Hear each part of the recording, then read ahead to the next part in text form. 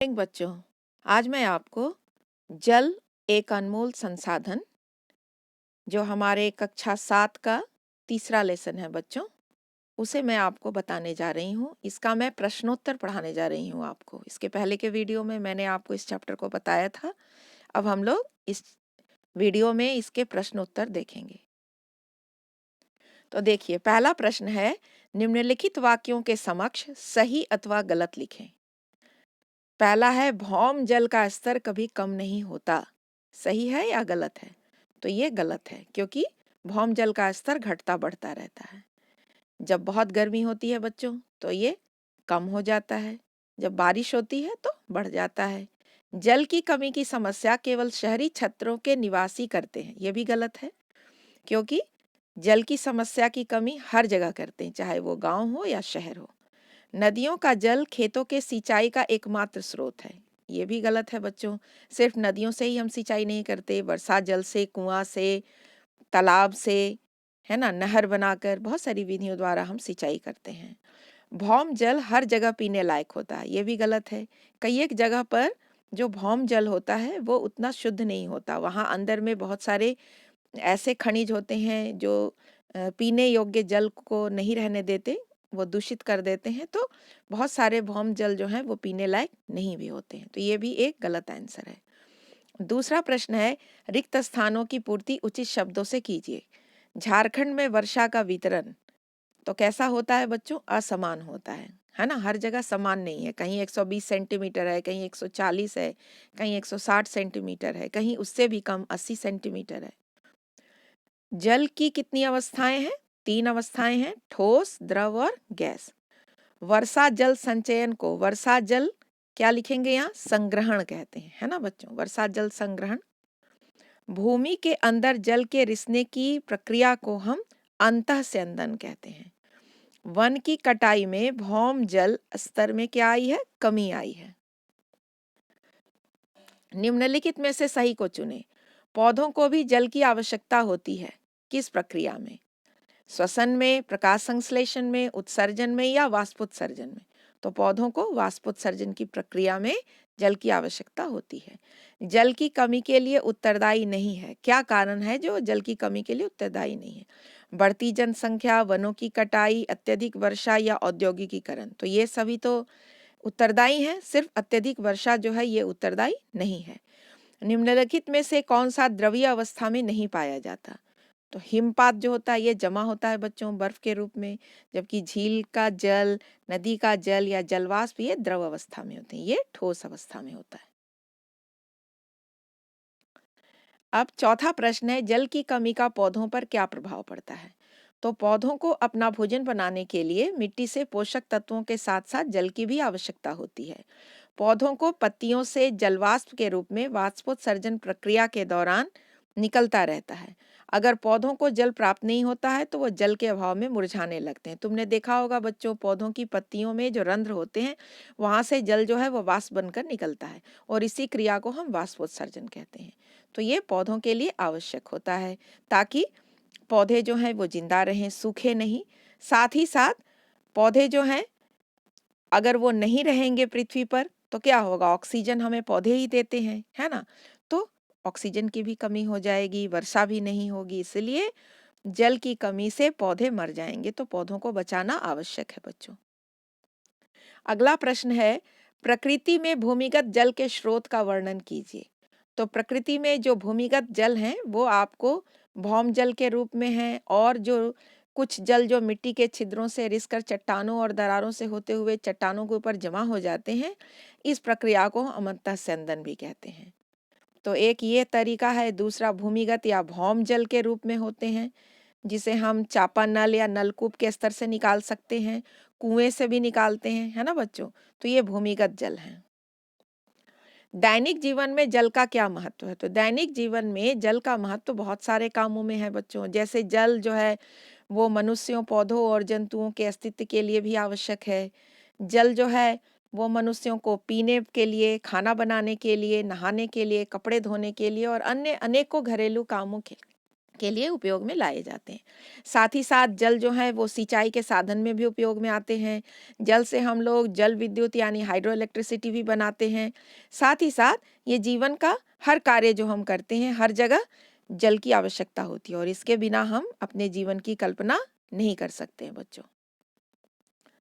अगला सवाल है, रेन वाटर हार्वेस्टिंग यानी वर्षा जल संग्रहण क्यों आवश्यक है?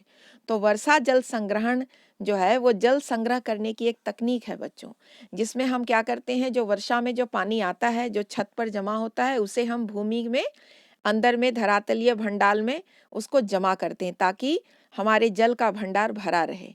अगर नीचे जमीन के अंदर भौम जल प्रचुर मात्रा में होगा तो हमें क्या होगा, पानी की कमी नहीं होगी, नलकूप से भी हमको पानी मिलता रहेगा। नहीं तो क्या होता है, कुएं तो सूखेंगे ही, साथ ही साथ हैंडपंप से भी पानी नहीं आएगा। कई बार देखा होगा हैंडपंप चलाते हो तो उसमें से पानी की जगह बालू निकलता है। तो वर्षा का जल जो है इधर उधर बर्बाद ना हो, उसके लिए हर व्यक्ति को अपने छत पर उस पानी को जमा करके वर्षा जल संग्रहण करना चाहिए। और इस संग्रहण का हम कई कामों में उपयोग कर सकते हैं, घर में पोछा लगाने में, बर्तन धोने में, उसको साफ करके पीने में भी उपयोग में ला सकते हैं, मछली उत्पादन में, जानवरों को नहलाने और उन्हें चारा देने में, अपना किचन गार्डन में, बहुत सारे कामों में हम इसका उपयोग कर सकते हैं। जल संरक्षण की विभिन्न विधियों को स्पष्ट कीजिए। तो जल संरक्षण की कई विधियां हैं, जैसे तालाब एवं नहरों का निर्माण करके, टैंकर के द्वारा पानी दूसरे स्थान पर पहुंचा करके, गांवों में डोभा का निर्माण करके, बांधों का निर्माण करके, इन विधियों द्वारा हम जल का संरक्षण कर सकते हैं। ड्रिप सिंचाई विधि क्या है? ड्रिप सिंचाई विधि जो ऐसी विधि है बच्चों, जिसमें कि कम व्यास के पाइपों द्वारा पौधों को पानी देने की एक नई तकनीक है। इससे क्या होता है कि सीधे पौधों की जड़ों तक जल जो है वो पहुंचता है और इससे जल की बर्बादी होने से रुक जाती है। तो हमें ड्रिप सिंचाई विधि से ही पौधों को पटाना चाहिए। भौम जल और भौम जल स्तर को दिखाते हुए एक रेखा चित्र बनाइए। तो हम इस तरीके का एक फिगर बना सकते हैं। ये हमारा ऊपरी लेयर है, ऊपरी मृदा है, जिसमें कि पौधे उगते हैं और नीचे ह्यूमस में उसकी जड़ें होती हैं। इसके बाद ये हिस्सा जो है वो संस्तर स्थिति या मृदा कहलाता है। इसके बाद का हिस्सा जो है वो भी संस्तर स्थिति है, उपमृदा है। यहाँ थोड़े मोटे मोटे मिट्टी के कण हैं, यहाँ बालू, गाद और चिकनी मिट्टी पाई जाती है। और इसके नीचे के हिस्से में जब जाओगे तो ये संस्तर स्थिति जो है ये अपक्षयित शैल है। यहाँ पर मोटे बड़े बड़े कण होते हैं। और सबसे नीचे जब जाओगे आधारी शैल की ओर, तो ये संस्तर स्थिति में आधार शैल होते हैं, जहाँ बड़े बड़ी चट्टाने और बड़े बड़े पत्थरों के कण होते हैं। अगला सवाल है, मान लें आपके क्षेत्र में काफी वर्षा होती है किंतु गर्मी के दिनों में कुआं का पानी सूख जाता है। आप जल को बचाने के लिए क्या उपाय कर सकते हैं? तो अपने क्षेत्र में जल को बचाने के लिए हम निम्नलिखित उपाय कर सकते हैं। पहला, वर्षा जल का संरक्षण करेंगे यानी वर्षा जल संग्रहण कर सकते हैं, जल छाजन कर सकते हैं, वर्षा जल को भूमि के अंदर में प्रवेश भी करा सकते हैं, है ना? तो इस तरीके से हम बचा सकते हैं। भौम जल स्तर के गिरने के लिए उत्तरदायी कारकों का वर्णन कीजिए। तो भौम जल स्तर कई कारणों से हो रहा है बच्चों। जैसे पहला है जनसंख्या में वृद्धि। लोगों की संख्या में जब वृद्धि हो रही है बच्चों, तो हर व्यक्ति को जल चाहिए। कम से कम प्रत्येक व्यक्ति को प्रतिदिन, मिनिमम भी अगर हम माने तो बच्चों, कम से कम तो 5 बाल्टी नहीं तो 3 बाल्टी तो पानी चाहिए ही चाहिए। तो जब जनसंख्या बढ़ेगी तो हर व्यक्ति को इतना जल कहाँ से आएगा? साथ ही साथ जो भवन बन रहे हैं, दुकान बन रहे हैं, कार्यालय या सड़क का निर्माण हो रहा है, वहाँ भी जल की आवश्यकता है। जो हम खेती करते हैं वहाँ भी हमें पटाने के लिए पानी चाहिए। तो हर कारण से जल की कमी हो रही है, इसलिए हमें जनसंख्या वृद्धि पर रोक लगाना चाहिए। दूसरा है बढ़ते हुए उद्योग। जो हमारे उद्योग धंधे बढ़ रहे हैं वहाँ भी हमें जल चाहिए, जो भूमि से ही निकाला जाता है, तो भौम जल का उपयोग होता है। इसीलिए यहाँ भी हमें जल की कमी हो रही है। और नेक्स्ट है, कृषि के कार्य जितने हम करते हैं वो भी हम कुआं या तालाब या नदियों से पटाते हैं, तो यहाँ भी भौम जल स्तर जो है वो गिर रहा है इसी कारण से। समझाएं कि भौम जल की पुनः पूर्ति किस प्रकार की जा सकती है। तो वर्षा जल और अन्य स्रोतों जैसे नदियों, तालाबों का जल मृदा में से रिसकर भूमि के नीचे गहराई में अंतःस्रावित होता है और भौम जल की पूर्ति होती है। तो जब ये जाता है नीचे बच्चों, तो नदी और तालाब ना सूखें, इसके लिए हमें क्या करना चाहिए? वर्षा जल संग्रहण भी करना चाहिए ताकि धरती में प्रचुर मात्रा में पानी रहे। अगला सवाल है, झारखंड सरकार गांव तथा शहरों में जल संचयन के लिए किस तरह का कार्य कर रही है? इससे हमारी क्या सहभागिता है? तो झारखंड सरकार गांवों में डोभा का निर्माण कर रही है तथा जल संरक्षण संरचनाओं का भी निर्माण कर रही है, और शहरों में जल संचयन के लिए नए तालाबों का निर्माण कर रही है और पुराने तालाबों का जीर्णोद्धार भी कर रही है, यानी उन्हें बनवा रही है। तो इन तरीकों से जल को बचाने की विधि अपनाई जा रही है। पृथ्वी पर 3/4 भाग में जल है, फिर भी पेयजल की समस्या है, कारण बताएं। हम सभी जानते हैं बच्चों, हमारा जो धरती है वो नीला ग्रह के नाम से जाना जाता है, क्योंकि हमारे पृथ्वी का 3 हिस्सा जल से घिरा है, और फिर भी हम कहते हैं कि पानी नहीं है। तो कारण ये है कि जो 3 हिस्सों में जल तुम्हें दिखाई देता है, उसमें मुख्य रूप से समुद्रों का जल है, जो खारा है, जो पीने योग्य नहीं है, नमकीन है। इस कारण से ये पीने योग्य पानी नहीं, और अगर हम गौर से देखें तो मुश्किल से हमारे पास 1% पीने योग्य जल है। और जिस तरीके से जनसंख्या वृद्धि हो रही है, उस तरीके से प्रति व्यक्ति सभी को जल पहुंचाना बहुत ही दुर्लभ होता जा रहा है।